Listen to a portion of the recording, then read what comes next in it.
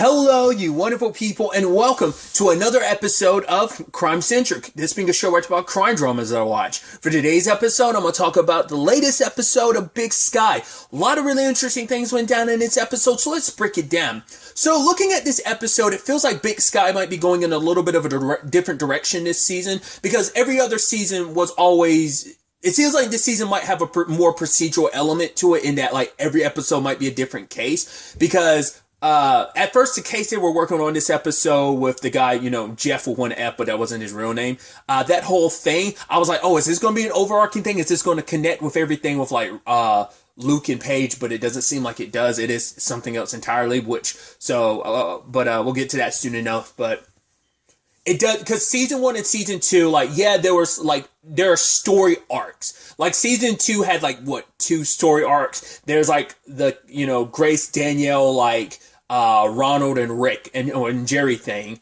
So that's one arc, and that still continued for, half the season. And then, the later half of the season dealt with the family that Jenny was associated with. I'm blanking on their names now. They were kind of the next arc of that season. But the entirety of season 2 was mainly everything related to the bowlers, and then some of the Ronald stuff was kind of another arc. So it seems like this season they might go a little more procedural. It's at the very least the Syndicate who knows how much of a through line it's going to be this season or not, because Jerry and Lindor are looking into that. At the very least, the Sunny and the whole little camp thing is going to be the main thing, but I guess we're going to sprinkle in other episodes too, because last episode was that lady who broke out of prison to see her daughter, and now this, because it also started as a squatter thing, and I'm assuming Tanya and Dono aren't going to be once again, it's just the fact is they are here makes you go so I guess they have gone legit. I guess Dono has, I guess yeah, that's so interesting too, because they're just not oh, did Ren just leave you behind? Did she tell you to stay? Did you decide to stay? It's right, because he was never one to leave Ren's side. He cares about her so much, but it's right, maybe there's just something between her, Tanya and Dono now, but I'm curious, are they just going to be major recurring characters this season, or is there going to be some bowler connection still? I don't know. The fact is that Jag and Ren aren't around, that they probably, I don't know if they went back to Canada, but, their dad is gone. Whether they'll see I don't think she was their stepmom. She was just their dad's girlfriend. Probably won't see her again because she got paid and bounced. Because once again, she proved to be an enigma that I'm I guess we're never going to find out who she really was. Cause I felt like there was still more to her, but it's nah, she got paid. She got bought out. She's deuces. So I guess that's all there is to it. But the fact is that, like I said, this season so far, once again, it's just 2 episodes into the season, so we'll see whether a pattern continues like this. But yeah, the fact is, they ended up dealing with a squatter issue, but it was at Tanya's place, which obviously Jenny is not a fan of that. I also love that Bo and Pumpernickel are so okay with eating a sandwich. It's well, it wasn't Tanya who made it. It was actually Dono. It's Dono's a killer. Are we just going to pretend that's not, it's I can understand where Jenny's coming from, but Bo's got the perspective of well, they are legit now, so until they do something wrong, until we get proof that they are criminals, we can't really do anything about it. And it's also right, we also can't pick and choose who we serve. It's yeah, they might be criminals, they might have done some shady stuff, but they seem like upstanding citizens, at least appear to be upstanding citizens, and we got to represent everyone. It's kind of it's almost that weird thing of yeah, you're saying you're dealing with even killers have their judicial rights and stuff like that. It's kind of that same principle that they still have rights under in the eyes of the law and stuff, right? So, but anyway, they deal with the squatter, which Dono's dealing with. And he's oh, hey, Jenny. She's are we friends? No, we're not. She's don't be talking to me like we're on a first name basis, Dono. But then it turns out Jeff with one F isn't who he claims to be, because he's got a whole bunch of passports with different names, got a gun and money. It's oh, he's it's a 9mm. It's no, it's a point .380. It's how do you know that? It's you don't want to know how he knows that. But luckily things played out the way they did. Luckily they locked up Dono when they did, because the drunk guy they put in there with him and Jeff with one F, turns out, hey, he was actually going to kill him if it wasn't for Dono. And I love that Dono just like rips his shirt. He's like, ah, and he's like, oh, I did this thing and distracting him. You're welcome. And she's like, put your shirt back on, Dono. And it's like, yeah. And even Papa Net being like, oh, it's a good thing Dono like took care of things. And Jenny's like, yeah, it was all him. I love that. I'm like, oh, dude, I'm going to love that. I love, because Dono's such an oddball. I love that character and just like his dynamic with Tanya. Because last season kind of hinted, I didn't know whether it was like he had a thing for Ren, but then there was also things kind of hinting like, oh, there might be a him and Tanya thing. And because even, she's like, oh, is he really just your business partner? I don't know if she meant that as just like, oh, because you guys up the criminal stuff too, or is she implying like there's something more there? It does seem like it is, though. So...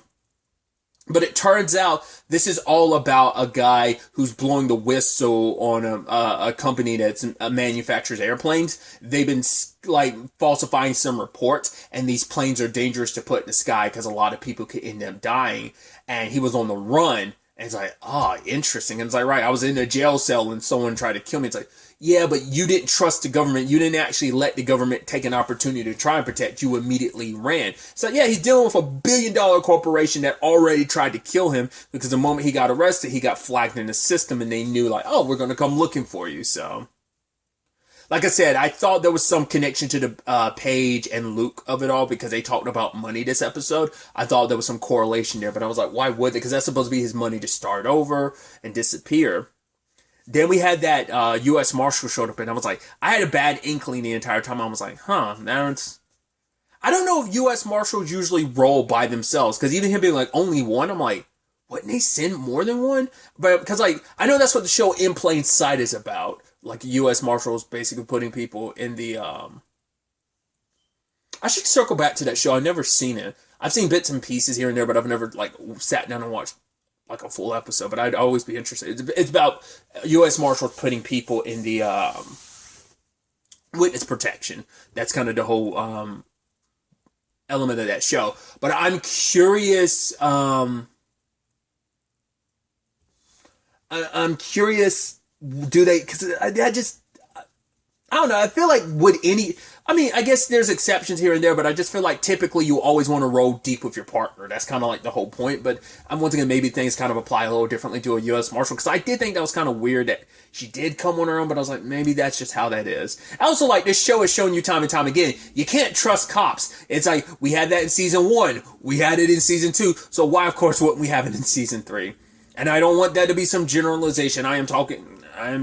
Obviously, there are real world applications of, not all cops are good people, but not all cops are bad people. Like, that's the whole point. But I'm talking about in the context of this show, talking about a fictitious show, just talking about the fact that we've had some dirty cops from time to time. So it should be that. But it's just like, and even Bo, like, running her badge and everything. It's like, oh, since everything's above board, but they had Poppernick follow her just in case. It's like, yeah, we did promise that we'd have our witnesses back. Luckily they did, because it's like, cool, they're going to Tanya's place because that's where the evidence is hidden.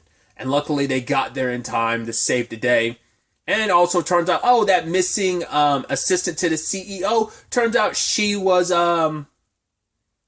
what's his face is, Jeff's, once again, I don't remember his real name, I just remember the fake name, Jeff with one F. Camilla, the missing assistant, she's his insurance policy. She corroborates his story, and so that's going to be the evidence they needed to take down her former boss and everything. So I was like, okay, so that, because like when she went missing and everything like that, he didn't seem too like, oh my god, she went missing. It's like, oh, because he always knew exactly where she was. So I was like, okay, I guess the gun was made protection for himself, but also mainly protection for her. I guess it was going to be their opportunity to kind of start fresh, but they both are going to try and do the right thing. So that's when I was like, oh, so, because like I said, when this got resolved, I was like, oh, I guess this isn't going to be an overarching storyline.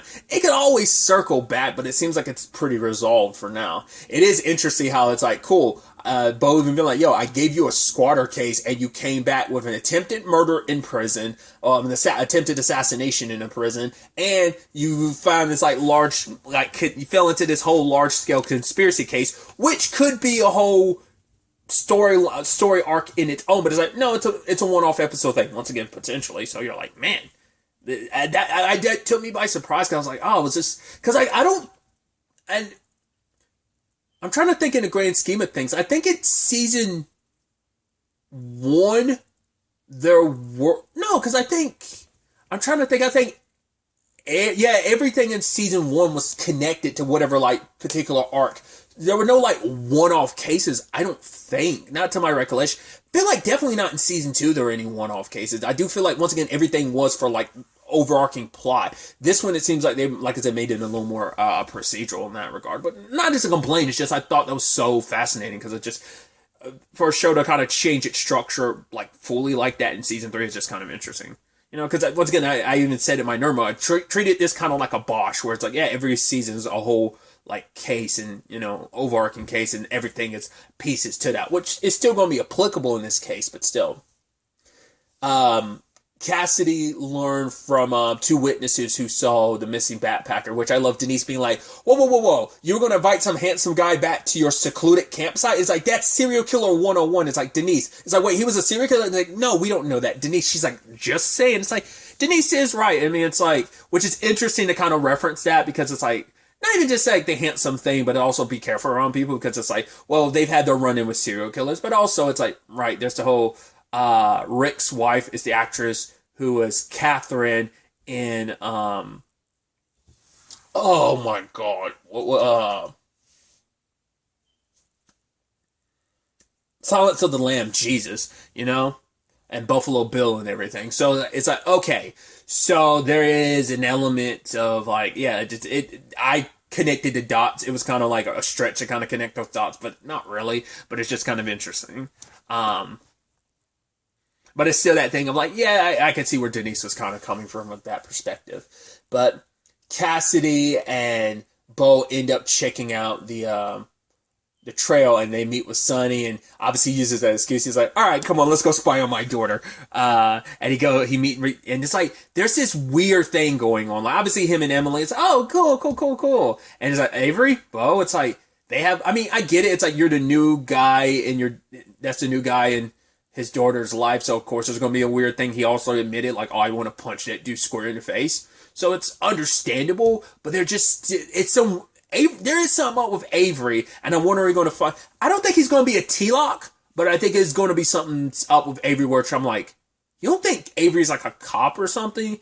Immediately, when he was snooping later, I was like, he feels like he might be a cop, or maybe just he has some other deal going on. I have no idea. Like, but it seems super suspicious, but I'm leaning towards like maybe he's a cop, and maybe Bo doesn't know that either. Like, probably no one knows. Maybe he kept that super tight lid, or maybe he not is a cop. Maybe he used to be one, or maybe some government worker. I don't know. Like, he does seem suspicious. So, it'd probably work out in Bo's favor if it turns out that Avery's a dick, but it's most likely like, oh man, Avery's actually a good guy, and maybe they'll find some common ground at the end of it. It's like, all right, I was kind of suspicious of you, but you seem like a good guy. Hey, you know, so we'll see.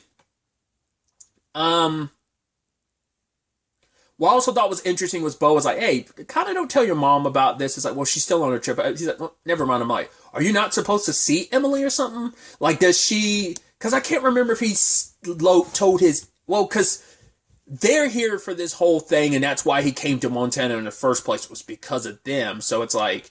I guess it's like, right, your mom doesn't need to know that, because I guess for him, he's worried that she'll use this as ammunition. I'm like, oh, you're like kind of a little bit kind of stalking your own daughter. You're kind of being super overprotective. So like, don't do that.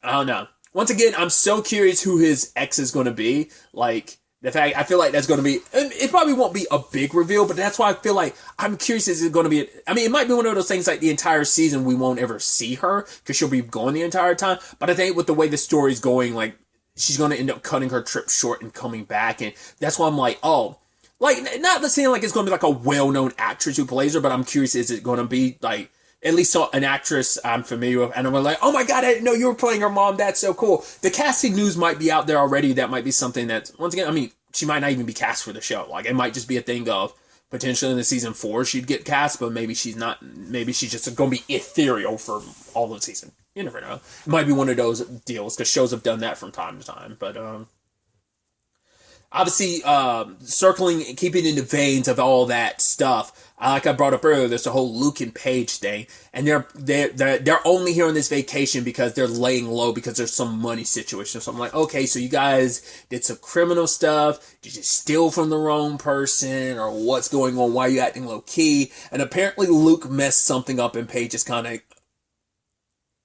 on him about it.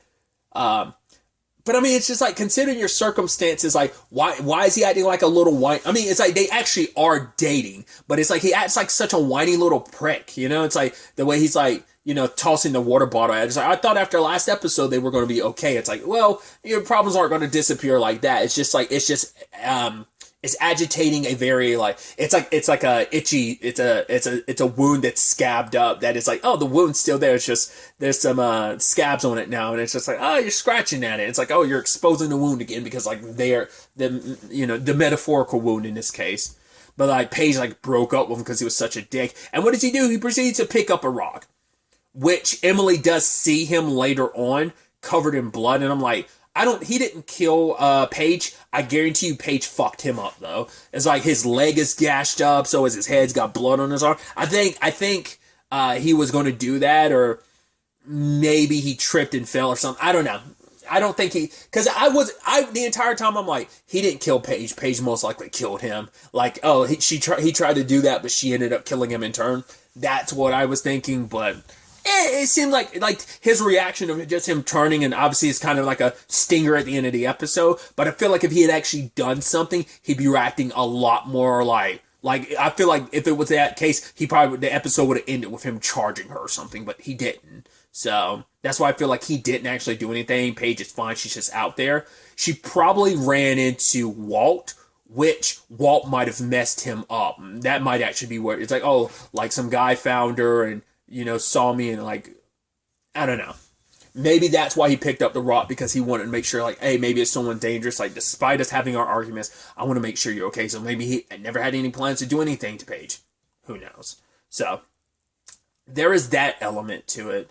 And speaking of Walt, we got that at the beginning where Sunny says, like, which we learned a lot of interesting things. Like, she's like, for one, you kind of have to stay out here, don't interact with people. But we also found the backpacker still alive in excruciating pain. It's like, and he's like, oh, he fell. And she's like, he fell. It's like, yeah, Mom, I'm telling you the truth. So I was like, okay.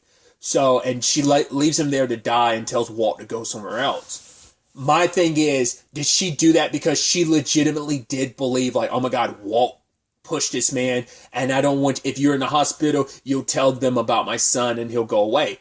Or two, she does believe, like, oh, you fell, but I can't let anyone find out about Walt. I can't let you, because you'll say, like, hey, there was a guy there. That's the reason why I fell. He kind of creeped me out. I stepped backwards. I fell. It was kind of on me, but the guy was giving off weird energy. So maybe it's kind of a thing of, because she was saying, like, right, we had an agreement. You kind of stay out in the woods. And it also seems like her son and her husband don't know about it, Buck nor Cormac.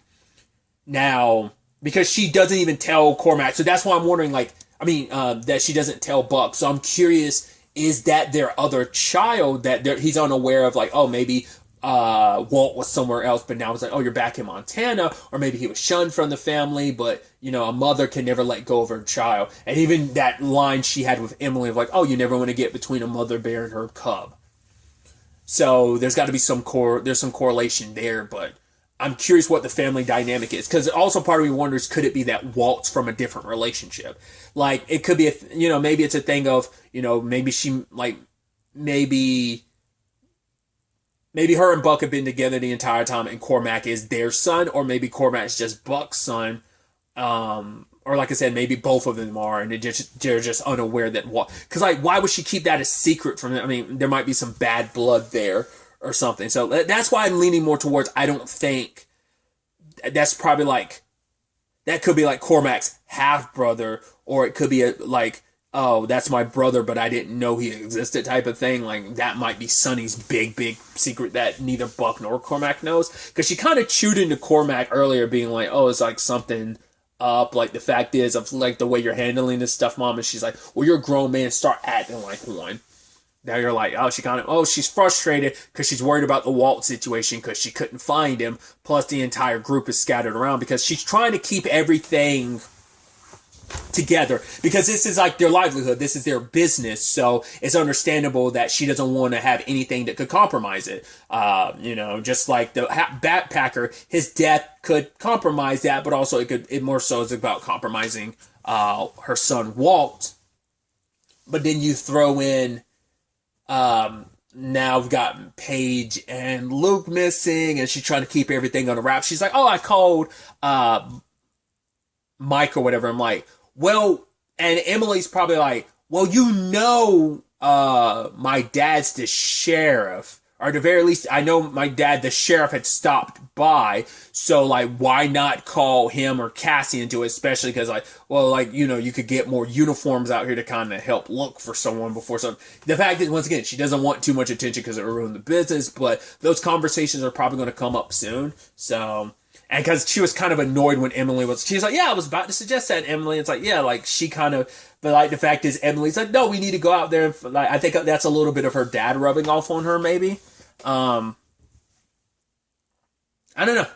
Once again, the Avery thing, him snooping and him not saying anything either. The fact is he went snooping, found the bag, with a notebook and a gun, and he didn't say anything. And he's lying to, he's, Emily, yeah, all these tents, they look the same. Sorry, got confused. I'm like, what? You're not even lying to her. So whatever his deal is, they definitely don't know. Like I said, is it a T-Lock situation? I mean, T-Lock was just kind of a douche, but, later on he had his own secrets and stuff like that. And once again, to be fair, T-Lock did turn it around at the end of it. He tried to save Max and her mom and died trying. And it's like, he was a good guy, and he tried to do the right thing in the end. And I think that makes up for some of the douchebaggery he had a lot of earlier last season. But either way.